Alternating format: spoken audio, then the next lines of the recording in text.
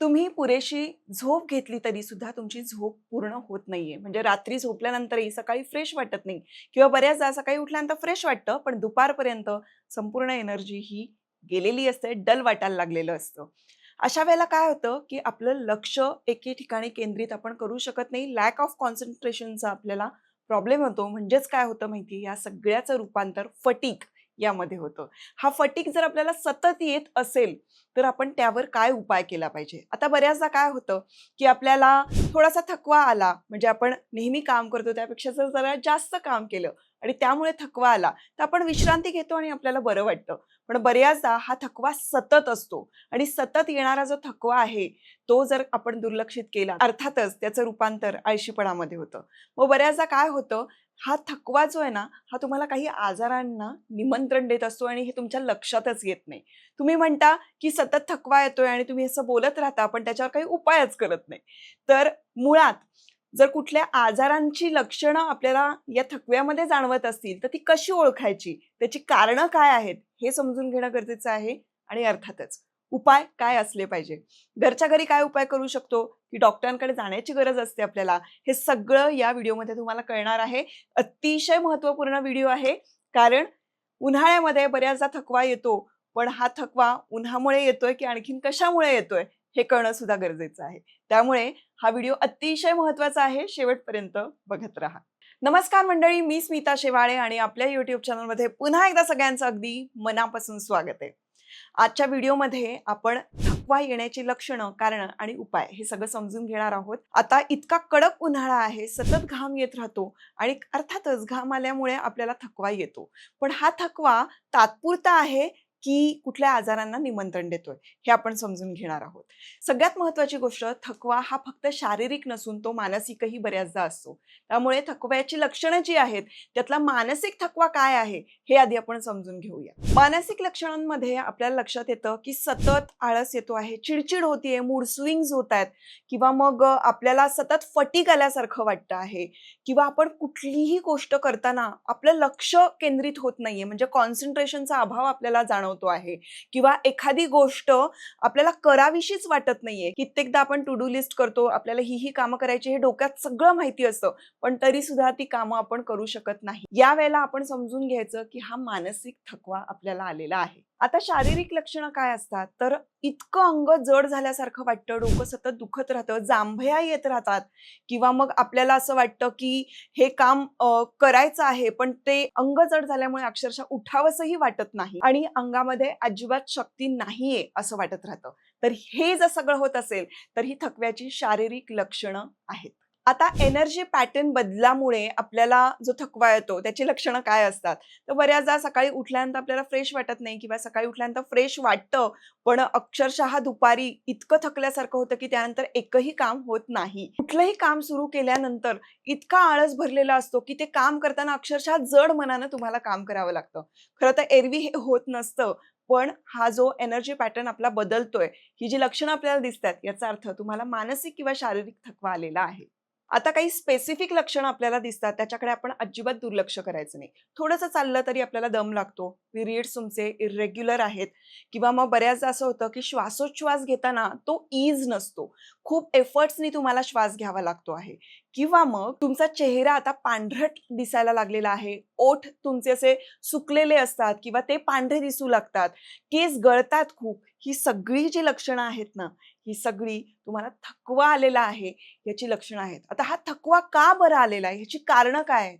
हे समजून घेणं खूप गरजेचं आहे. नंबर 1 कारण ते अगदी सगळ्यांना आता लागू पडेल, कारण उन्हाळा आहे त्यामुळे आपल्याला डिहायड्रेशन होतं. आता 1 किंवा 2% डिहायड्रेशन सुद्धा आपली एनर्जी ड्रॉप करतं. म्हणजे आपल्याला असं वाटतं, की मी पाणी प्यायलंय की, पण पाणी पिऊनही जर हायड्रेशन होत नसेल, तरी सुद्धा या डिहायड्रेशनमुळे थकवा जाणवायला लागतो आणि त्यामुळे त्याचा सगळा परिणाम हा तुमच्या कामांवर व्हायला लागतो. नंबर 2 ते म्हणजे पोटामध्ये जर का जंत असतील तरी सुद्धा तुम्हाला थकवा येतो. बऱ्याचदा काय होतं, की आपल्या पोटामध्ये जंत झालेली आहेत हे आपल्याला माहीत नसतं. त्याच्यावर आपण वेळीच उपाय करत नाही आणि ते साठतात. त्याच्यामुळे अपचन व्हायला लागतं किंवा त्यामुळे भूक लागत नाही किंवा खूप अति जास्त भूक लागते आणि अति जास्त भूक लागल्यामुळे तुम्हाला एकदम जड वाटू लागतं. या सगळ्या कारणांमुळे तुम्हाला थकवा येऊ शकतो.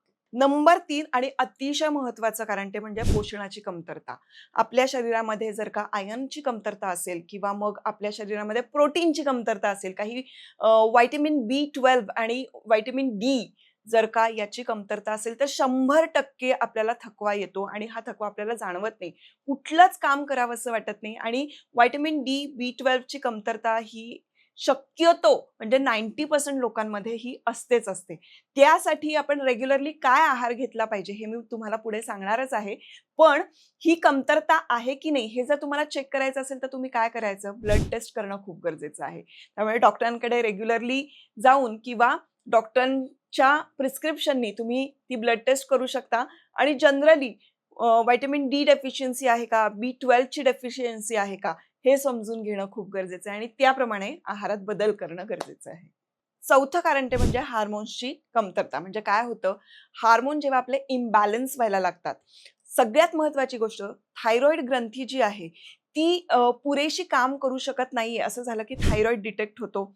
PCOS म्हणजे रेग्युलरली जर पिरियड्स येत नसतील, तर त्यामुळे आपलं मेटाबॉलिझम इतकं स्लो व्हायला लागतं. मुळात थायरॉइडमध्ये आपलं मेटाबॉलिझम स्लो होतं. त्यामुळे आपलं पचन नीट होत नाही. आपली सिस्टम जी रेग्युलरली काम करायला हवी, ती काम करू शकत नाही. ती वीक होऊन जाते आणि म्हणून सुद्धा आपल्याला थकवा येतो. आता 5वा मुद्दा ते म्हणजे मेंटल ओव्हरलोड. आता हा आपण अजिबात इग्नोर करायचा नाही. कारण हा जनरली असतोच. बऱ्याचदा काही घटना अशा घडतात, त्याचा आपण अतिविचार करतो, स्ट्रेस खूप घेतो किंवा मग त्या स्ट्रेसमुळे आपल्याला रात्रीची झोप लागत नाही. झोप पूर्ण झाल्यामुळे त्यामुळे म्हणावी तशी आपली जी कार्यक्षमता असायला हवी, ती कमी होऊ लागते आणि या सगळ्यामुळे आपल्याला थकवा जाणवतो. हा थकवा जर का आपल्याला सतत आठवडाभर असेल, तर आपण स्ट्रेसवर सुद्धा काम करणं तितकंच गरजेचं असतं. म्हणून मेंटल ओव्हरलोड खूप होतंय का? याकडेही आपण लक्ष द्यायला हवं. आता ही सगळी कारणं आपल्याला कळलेली आहेत. आता काय करायचंय? उपाय अर्थातच. मी आता तुम्हाला जी कारणं सांगितली, जी लक्षणं सांगितली, त्याच्यावर आपण पटापट उपाय बघूया. सोपे उपाय आहेत. काही उपाय असे आहेत, की जे तुम्ही घरच्या घरी करू शकता आणि काही वेळेला आपल्याला डॉक्टरांकडे जाण्याची गरज असेल. आता केव्हा जायचं? ज्यावेळेला आपल्याला लक्षात येतंय, की पोषणाची कमतरता असल्यामुळे आपल्या चेहऱ्यावर एक पांढरटपणा आलेला आहे किंवा मग आयर्नची डेफिशियन्सी आहे. आता आयर्नची डेफिशियन्सी आपल्याला बऱ्याचदा कळतंय, की डोळे आपण खाली घेतल्यानंतर इथे जर का रेड लाईन आपल्याला दिसत नसेल, बऱ्याचदा डॉक्टरही असं चेक करतात. तर ती आपण घरी चेक करू शकतो. आपल्याला लक्षात येतं, की आपली जी नखं आहेत, ही दाबल्यानंतर त्यामध्ये रेडनेसच नाहीये. तरीसुद्धा आपल्याला लक्षात येतं, की आपलं आयर्न कमी आहे किंवा मग सतत थकवा येतोय. हे तर अगदीच कारण आहे, की त्याच्यामुळे सुद्धा आपल्याला लक्षात येतं, की कदाचित आयर्नची कमतरता आहे किंवा B12 व्हिटॅमिन डी डेफिशियन्सी आहे. आता जेव्हा या अशा डेफिशियन्सी असतात, त्यावेळेला फक्त आहारामध्ये बदल करून आपल्याला ती डेफिशियन्सी कंप्लीट करता येत नाही. त्यासाठी आपल्याला काही सप्लिमेंट्स घ्यावे लागतात. त्या सप्लिमेंट्स कुठल्या घ्यायच्या? यासाठी आपल्याला डॉक्टरांकडे जाणं गरजेचं असतं. त्यामुळे हे नक्की करा. आता ही आयर्नची डेफिशियन्सी जर आहे, तर तुम्ही काय करू शकता? घरचा एक झटपट तुम्हाला उपाय सांगणार आहे. हे केल्यानंतर आयर्न डेफिशियन्सी अक्षरशः आठवड्या 2 आठवड्यामध्ये कव्हर होते. ते म्हणजे सफरचंद आणि बीट याचा ज्यूस रोज सकाळी प्यायचा. आता उन्हाळा आहे, त्याच्यामध्ये थोडंसं तुम्ही सब्जा घातलं आणि हा ज्यूस तुम्ही रोज सकाळी प्यायलात तरी सुद्धा तुमचं आयर्न खूप छान प्रमाणात वाढणार आहे. किंवा डाळिंबाचा ज्यूस सुद्धा तुम्ही केला, तर डाळिंबाचा ज्यूस केल्यानंतर त्याच्यामध्ये काळी मिरी आणि सेंधव मीठ घालायचं. यामुळे सुद्धा तुमचं आयर्न खूप छान वाढतं. त्यामुळे सकाळच्या वेळात हे 2 ज्यूस जर का तुम्ही सुरू केले अल्टरनेट जरी, तरी सुद्धा तुमचं आयर्न लेव्हल, हिमोग्लोबिन जे आहे ते खूप छान वाढणार आहे. त्यानंतर कुठल्याही तुम्ही पालेभाज्या करत असाल, तर त्या लोखंडी कढईमध्ये तुम्ही पालेभाज्या करा किंवा मग गूळ, शेंगदाणे हे सुद्धा तुम्ही खाऊ शकता. त्यामुळे सुद्धा आयर्न खूप छान प्रमाणात वाढतं. खजूर खाऊ शकता. ह्या सगळ्या गोष्टी जर का तुम्ही आहारामध्ये हळू इन्क्लूड करायला लागला, तर तुम्हाला लक्षात येईल बऱ्यापैकी फरक पडतो. पण हे करूनही फरक पडत नसेल, याचा अर्थ तुम्हाला सप्लिमेंट्सची गरज आहे. त्यानंतर मी मगाशी म्हणाले तसं, की आपलं थायरॉइड चेक करणं, आपलं बऱ्याचदा काय होतं, की थायरॉनॉम नावाची किंवा थायरॉइडवरची एक गोळी असते. ती गोळी घेतल्यानंतर आपले हार्मोन जे असतात ते बऱ्यापैकी सेटल व्हायला लागतात आणि मग त्याच्यानंतर आपोआप जो येणारा फटीग आहे तो कमी व्हायला लागतो. त्यामुळे यासाठी आपलं थायरॉइडचं जे ब्लड टेस्ट आहे ती रेग्युलरली करणं खूप गरजेचं असतं. त्यामुळे ती करून घ्या आणि ती चेक केल्यानंतर रेग्युलरली गोळ्या घ्या. कारण त्या गोळ्या रेग्युलरली घेतल्या नाहीत, तरी सुद्धा प्रचंड थकवा येतो आणि हे महत्त्वाचं कारण असू शकतं. त्यानंतर आता उन्हाळा आहे, त्यामुळे आपण दिवसातून 3 ते 4 लिटर हे पाणी प्यायलाच हवं. या पाण्यामध्ये जर का तुम्ही सब्जा घालून प्यायलं तरी सुद्धा खूप उपयोग होतो. त्यामुळे अशा पद्धतीचं पाणी तुम्ही प्यायला हवं. आता मगाशी मी तुम्हाला सांगितलं, की पोटामध्ये जंत झाली तरी सुद्धा आपल्याला खूप खावंसं वाटतं किंवा मग बऱ्याचदा आपली खाण्याची इच्छा मरते. यामुळे सुद्धा थकवा येतो. म्हणजे स्थूलपणा येतो किंवा मग एनर्जीच नसते असे प्रकार होतात. त्यामुळे आठवड्यातून एकदा मेडिकलमध्ये जाऊन जर का तुम्ही जंताची गोळी घेतलीत तरी सुद्धा त्याचा फरक पडतो. तुम्ही अगदी त्याच्यासाठी डॉक्टरांकडे जायची गरज नाहीये. मेडिकलमध्ये तुम्ही सांगितलं तरी सुद्धा ते तुम्हाला गोळी देऊ शकतात. त्यानंतर 8 तासाची झोप ही अतिशय महत्त्वाची आहे. त्यामुळे 8 तासाची झोप आपण घ्यायची आहे.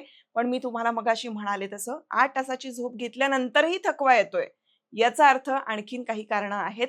ती कारणं आपण शोधून काढायची आहेत. आता बऱ्याचदा काय होतं, की या उन्हामुळे ना इतका थकवा येतो, आपण कुठेतरी बाहेर फिरून आलो, की त्यावेळेला आपल्याला एकदम थकून गेल्यासारखं वाटतं, काही काम करावंसं वाटत नाही. अशा वेळेला आपण काय करायचं असतं? मुळात उन्हातून आल्या-आल्या आपण अजिबात पाणी प्यायचं नाही. थंड पाणी पिणं टाळा. काही वेळ गेल्यानंतर तुम्ही पाणी पिऊ शकता आणि त्याच्यानंतर एक 5 मिनिटं डोळे बंद करून बसणं हा सगळ्यात सोपा आणि छान उपाय असतो. त्यामुळे तुम्ही एका जागेवर कॉन्सन्ट्रेट होता. तुमचा श्वासोच्छवासाकडे छान लक्ष केंद्रित केल्यानंतर तो थकवा जाण्याची शक्यता असते. त्यामुळे 5 मिनिटं शांत बसणं आणि जर का तुम्ही वज्रासनात बसू शकलात तर ते अतिशय उपयुक्त ठरू शकतं. त्यामुळे वज्रासनात एक 5 मिनिटं डोळे बंद करून बसला तरी सुद्धा तुमचा थकवा जातो. आता थकवा जाण्यासाठी आपण आपल्या आहारामध्ये प्रोटीन ॲड करणं हे खूप गरजेचं आहे.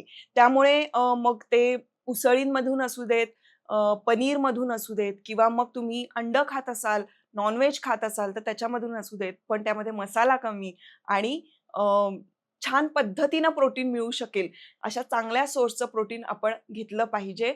आणि या प्रोटीनच्या कमतरतेमुळे सुद्धा बऱ्याचदा आपल्याला थकवा येतो. त्यामुळे ही गोष्ट सुद्धा आपण लक्षात ठेवायला हवी. आता उन्हाळ्यामध्ये मी सांगेन, की रात्रीच्या जेवणामध्ये कार्ब्स कमी आणि फायबर जास्त. त्यामुळे सलाड जास्त किंवा मग भाजी जास्त, प्रोटीनयुक्त अशा डाळी ज्या आपण घरच्या घरी आमटी बनवतो किंवा वेगवेगळे सूप बनवतो, ते सूप करून प्यायलात तरीही उत्तम. पण रात्रीचं जेवण हे हलकं ठेवायचं आहे आणि रात्रीच्या जेवणामध्ये प्रोटीन ॲड करून कार्ब्स आपल्याला अक्षरशः कमी करून ते नसले तरी सुद्धा चालू शकतात. आता जाता-जाता एक अतिशय महत्त्वाची टिप देते. यामुळे तुमचा थकवा 100% जाणार आहे. याबद्दलची टिप मी तुम्हाला आधी सुद्धा दिली होती, पण आता ती पुन्हा रिमाइंडर म्हणून देते. ते म्हणजे मनुक्यांसारखाच मुनाक्का नावाचा एक पदार्थ मिळतो, जो तुम्ही Amazonवर किंवा कुठेही वेगवेगळ्या ॲपवर ते मिळू शकतात. मुनाक्का तुम्ही एक 10 मुनाक्का घ्यायचे, ते रात्री पाण्यामध्ये भिजत घालायचे आहेत आणि त्याबरोबर एक अर्धा चमचा बडीशेप भिजत घालायची आहे आणि सकाळी ते पाणी प्यायचं आणि शिवाय मुनाक्का आणि बडीशेप ही छान चावून-चावून खायची आहे. मी तुम्हाला अक्षरशः गॅरंटी देते, की 6 दिवसामध्ये तुमचा थकवा निघून जाईल. यामुळे तुमची आयर्न डेफिशियन्सी कमी होते. शिवाय बडीशेप खाल्ल्यामुळे तुमचं डायजेशन उत्तम होतं. त्यामुळे याबद्दलचे कुठल्याही समस्या असतील तर त्या पटकन रिकव्हर होतात आणि तुम्हाला एकदम फ्रेश वाटू लागतं. हा जो उपाय आहे तो नक्की करून बघा आणि हे सगळं लक्षात आल्यानंतर जर का तुम्ही हे सगळे बदल केलेत आणि तुमचा थकवा असा छूमंतर झाला असेल, तर काय करायचं मला कमेंटमध्ये सांगायला अजिबात विसरायचं नाही. छोटेसे उपाय असतात हे, पण हे रिमाइंडर देणारे उपाय असतात, जे मी आपल्या चॅनलवर सांगत असते. कारण आपलं चॅनल, त्यातली फॅमिली ही एकत्र ग्लो होतीये आणि ग्रो होतीये. त्यामुळे हे छोटे-छोटे उपाय तुम्हाला खूप उपयोगी ठरत असतील अशी आशा करते.